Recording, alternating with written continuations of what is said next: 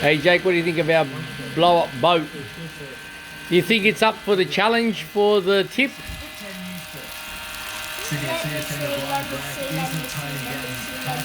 Do you think these handles will do the trick? You can hold on to them while the crocodile will fight the crocodile.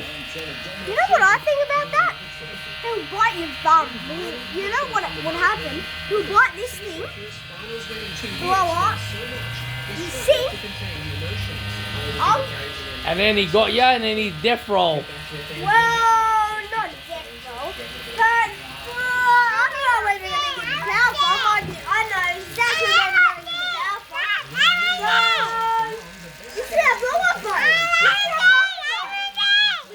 That's Olivia. And this is where the motor goes? Yeah. And this is where the battery goes? Oh, that's the battery. Yeah. Okay. So I don't know really how it's going to go. So we're blowing it up with this Ute pumper.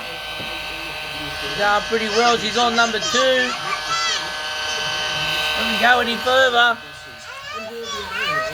We might be here for a couple more hours, so.